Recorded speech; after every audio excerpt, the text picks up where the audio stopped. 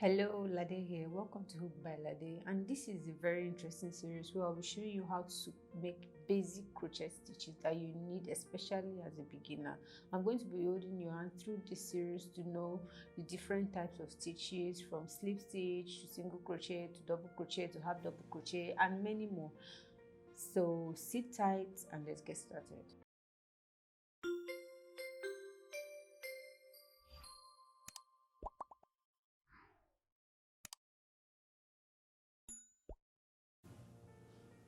So in case you're wondering what a slip stitch looks like, I intentionally made this down so you would have an idea of what the progression looks like when completed. Now, I don't want to confuse you. There's a very high chance that you are working with a yarn like this, right? And after finishing your slip stitch, you look like, Miss Lade, my slip stitch doesn't look like this. Don't worry, you're not doing anything wrong. I want to show you one other slip stitch I did with a similar yarn. So this is it. They are the same base count. This is 15. We'll get to it though, but I just want to show you so that you can start your project and you can have, the peace of mind that you're doing the right thing. They have the same 15 base count, and this one is even higher in row count than the t-shirt yarn. So you can work with any yarn that you get your hand on. I just find it more convenient using this very big and sturdy yarn, so it looks like you are viewing slip stitch under microscope, so you can see every single stitch, what it looks like. Now this is called t-shirt yarn, if you don't already know that, and I'll be using a size 6mm crochet hook, as you can see here. Let's get started. So I'm going to snipe off the one I have here. If you can get your hands on your scissors, please, by all means do. I had to improvise there because I couldn't find my scissors. So let's get started. To make a slip stitch, right, the first thing and the most important thing you always have to do in almost every crochet project is to tie a slip knot. Now, how do you tie a slip knot? You would place the shorter part of your yarn here. Now let's get this out of the way. I don't want it distracting us. You place the shorter part of your yarn on your left, the longer part on your right. That's if you are right-handed. If you are left-handed, you can go the opposite way. Then you cross it over like so to form like an X, or I don't know, yeah, like an X. Then you insert your hook, like you want to fetch it out. Let me come back different. Like you want to fetch it out. Then you would gradually use these two hands. This is what I do, by the way. There are other ways to make a slip stitch, but I'm trying to take my time to gently guide you through it. You insert your hook here like this. Then I use these two hands for my tension. Then I bring it out. Now I have my slip knot. So this is how you tie a slip knot. I have other videos that covers how to crochet as a beginner, but I always like to explain almost every video like you're watching my channel for the first time. So let's gently get along with it. If you have tied a slip knot, if this method is not doesn't work for you, you can get other methods to tie a slip knot. This is what I use personally. I've been using it for years now. So after tying the slip knots, the next thing you're going to do is foundation chains. Now, how do you make foundation chains? The first thing you have to know before making foundation chains is that you need your tension to be right. For your tension to be right, you need to hold the yarn the right way.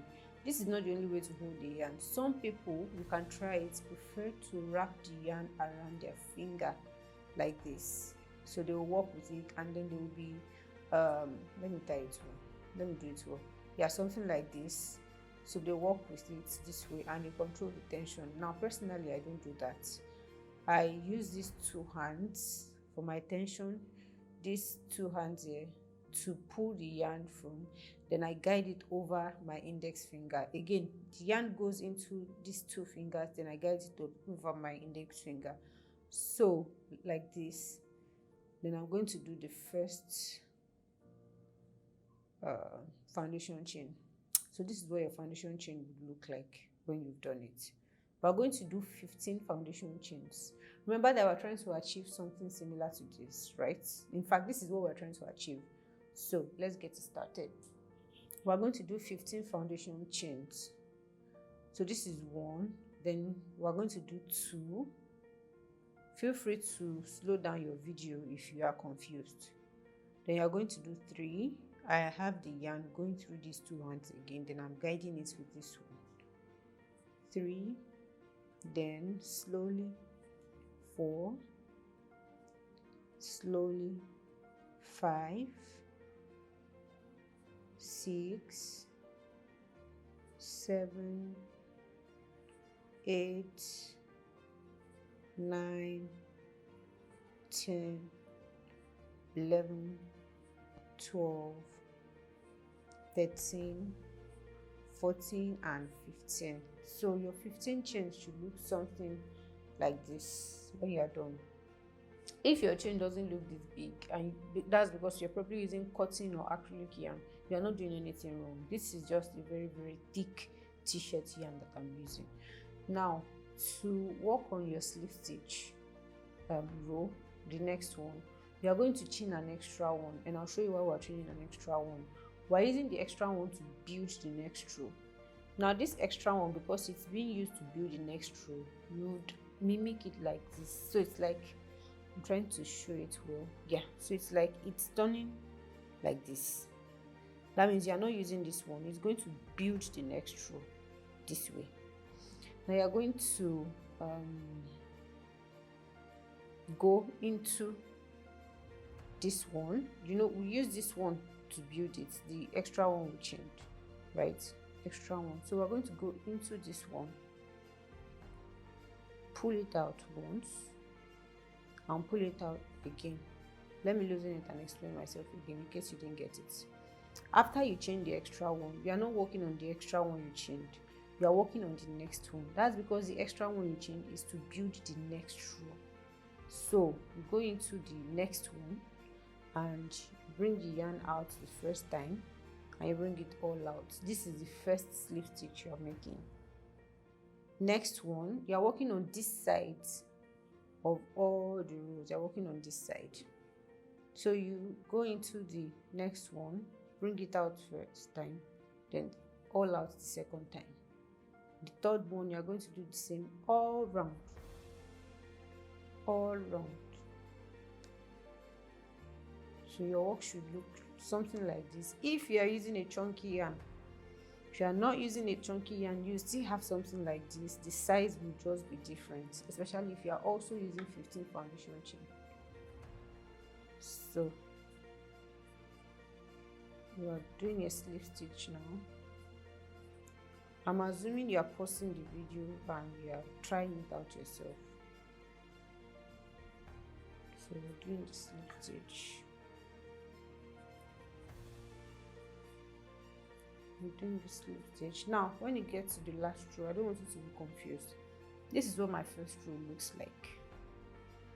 Yeah, I think you can see it clearly. When you get to the last stitch, that's the first foundation chain you made. Now you are going to do the same thing you've been doing. Yarn over to the hook, then bring it out the first time, then bring it out one more time. Now after doing this, you are going to go to the next row because you are done with this row, obviously, and congratulations, I'm proud of you.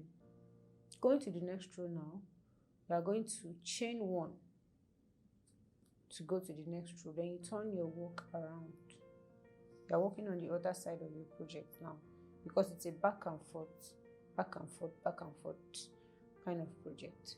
Now for the next row, you are going to look for all these V-like stitches. See this V right here, V. I don't know if you can see it clearly. V. This is what you are working on.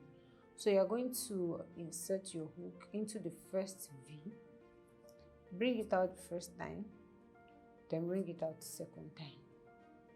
The next V, bring it out the first time, bring it out the second time. And I need to advise you to make sure that your tension is not too tight for a project like this because it might be frustrating. I'm speaking from experience. A project like this doesn't need a lot of tight tension. So you're working on this V, like I said, bring it out the first time, then you bring it out the second time. So you continually do this until you get to the end. And this is how we are going to build every single row. Look at the way it looks like I'm even struggling with it. The stitches are very naturally tight, so you have to loosen your hand a little bit when you're working on something like this, so you don't have difficulties locating where to go next. So we're going to do this all the way to the end, and I want to work maybe 2 more rows, after which I will let you play around with it. Now this is the second row. This is the second row of the slip stitch right here. If your project doesn't look like this, this is a magnified version of crocheting. The yarn is thick, so don't be discouraged. Just continue working on what you're working on. Now for the next row, like we always do, we chain 1, then turn our work around. After turning our work around, we go into not the first one, into the next one. And I always do this. I ignore the first one to go into the next one to attain a straight edge. Let me show you, for instance, here. Can you see what the edge looks like? I always do this to attain a straight edge, to avoid my edges, bending in and out, in and out. So whenever I'm working and I say that I'm avoiding the first stitch, I'm going straight into the next stitch. You understand why I'm doing that. So you go into the second stitch from the new row, then you locate all the V's as usual. V, V, V, V, V. That's what you're working on. V, V, V, V, V. You bring it out the first time, then again. You bring it out the first time, then again. You bring it out the first time, then again. This is what you're going to be doing till you get to the end of the row. Now after this row, we'll do 1 more row. Then I would rightly assume that you can now work a slip stitch project all by yourself without any supervision. And then if you ask me, what can you do with stitches like this? Personally, I make bags with them. Yes, make bags with them. You can already imagine this because it's very sturdy, it's very strong considering the type of yarn that I'm using. We're on the last row, the last stitch of the next row. You chain 1 before you go to the next one. Turn your work around. Again, don't work on this first one here. Don't work on this first one, work on the next one, because I want your edges to be straight. I'll do a separate video on that, but let's just go with it for now. Then under the V's, we continually slip stitch.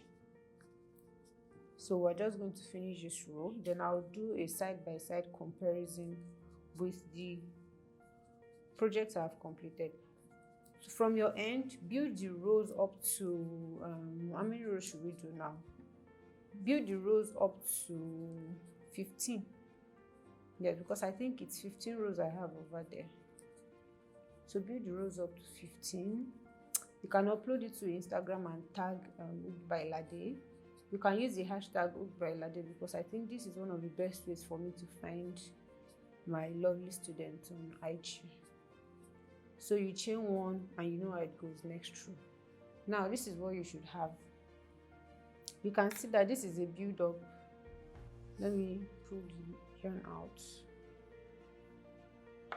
This is a build up of what you have here.